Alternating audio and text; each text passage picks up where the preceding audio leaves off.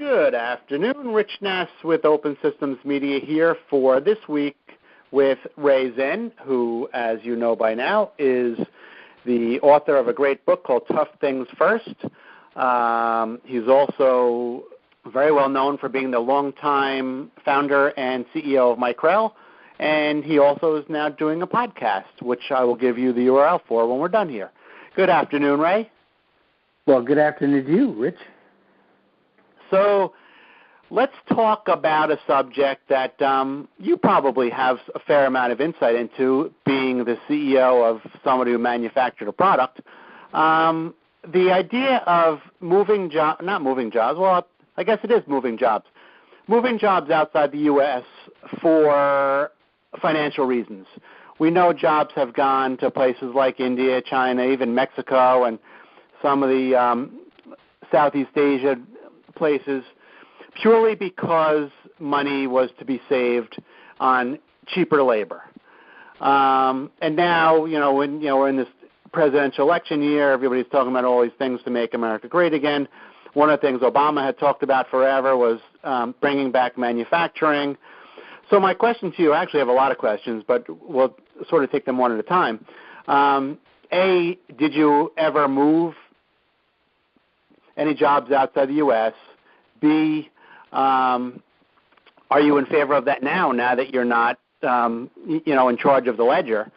And C, should we really be looking to bring manufacturing jobs back to the U.S., or is that a lost cause? And should we be looking to develop jobs elsewhere? So let's start with the one that I said first. Were you ever involved in moving jobs elsewhere? Yes, sorry about that. I have. Yes, I'm not proud of that, but I did move jobs offshore, again, to remain competitive. I used to have roughly 300 people in the back end manufacturing, and we did move that offshore to Malaysia. I'm not proud of that fact, but that's something I had to do to remain competitive. Now, do you feel like you were forced to do that by investors? Yes, well, and also just to remain competitive and to keep my gross margins where I need them to be.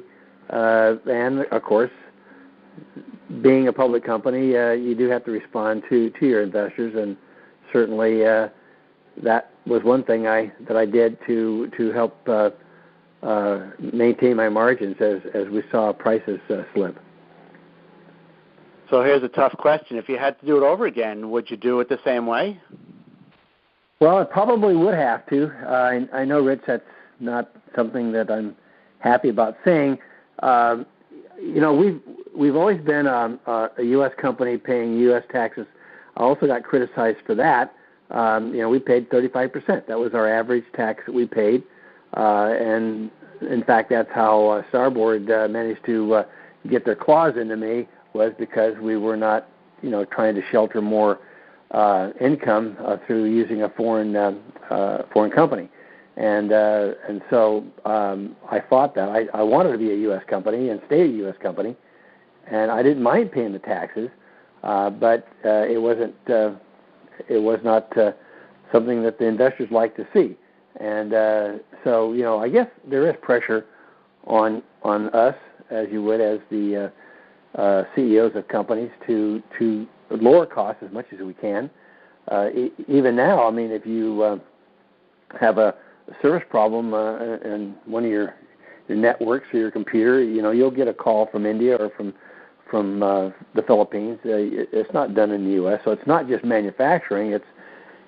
It's basically all services are done that way, and the fact that we don't pay taxes. Our industry doesn't pay much U.S. taxes. It's hard to get a lot of U.S. help or Congress help when you're not paying taxes. Interesting, very interesting. So are you in favor of some of these plans to bring manufacturing back into the U.S., or, as I said earlier, is that a lost cause? Can we just not compete because the labor is so cheap elsewhere? Well, I think, number one, I would like to bring those back. Absolutely. If I could, I would have kept all my manufacturing here. And I thought I did pretty good. Being in Silicon Valley is the most expensive place you can have manufacturing.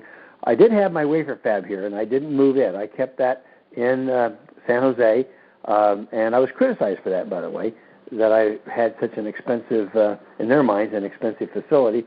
By the way, it was very cost-effective, had good gross margins, north of 50%, and yet I was criticized for not moving, shutting my fab down and moving it offshore. And I fought that tooth and nail, but I lost, in the sense of the word, that I ultimately had to sell a company.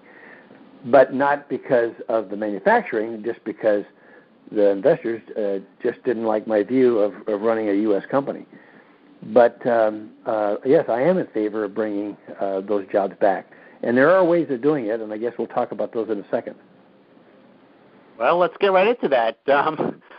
I don't think you're running for president. I didn't see your name on the ballot, but let me hear your way of bringing jobs back. Well, we can do, number one, back to tariffs again. We could do that. That's not the most attractive way, but that's one way that could be done. The second way, of course, is to offer tax credits to companies that manufacture in the U.S. And, of course, these guys that have these offshore companies won't benefit, but it would encourage companies that do have U.S. manufacturing, and it would encourage them to keep it here. Another idea would be that any of your manufacturing you're doing offshore, that a portion of that has to be done in credit, meaning that the company that was producing your product offshore would have to use a third, let's say as an example, of that revenue as credit to buy product back from the U.S., meaning roughly a third of that value. That's another way of doing it. Another example would be to just get rid of this free trade thing that we do, which doesn't work, and just having a more forceful manufacturing presence in the U.S. by not allowing all this free trade. And what about non-manufacturing jobs? Is there same thing there? That same thing. I would do the same thing. Services the same way. If they used offshore services, then a certain portion of that has to be bought. In other words, that credit, a portion of that to revenue credit has to be purchased back in the U.S. So it's not just 100% going to that country. Why do you think nobody has adopted what you're referring to?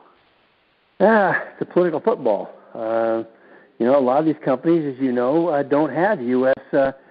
Tax basis. They're not U.S. companies, and it's hard to enforce, U.S. tax rules on companies that are not U.S. Now, another thing we could do that has been talked about is having some percentage of that, even if you're a foreign company, a certain percentage of that, if you sell in the U.S., has to be paid back in taxes. Meaning, let's say 10% instead of maybe 35%, at least 10% would be a tax you'd have to pay back to the U.S. if you were selling to the U.S. Okay. Like we do, like California does on their franchise tax board. Okay. Well, it's an interesting subject, and I'm sure we'll be hearing from readers about whether they agree, disagree, or their own ideas. I can't believe anybody's going to disagree with what I said, unless you're a foreign company. Or if you're a leader of a company who's found a way to manufacture stuff elsewhere, on the cheap. Yeah, you're probably right there. Well, and again, we're talking about U.S. companies, aren't we? So those that are not U.S. companies are probably going to disagree with what I'm saying. Okay. Very good. I think that's all that we have for today. I think we have to stop it here because we're out of time. That was Ray Zinn. He is the former CEO of Micrel. He is the author of a great book called Tough Things First, and he also has his own podcast that you can find out on the internet. So hopefully you will do that. Thank you very much, Ray. Thanks a million, Rich. Appreciate you contacting me. My pleasure.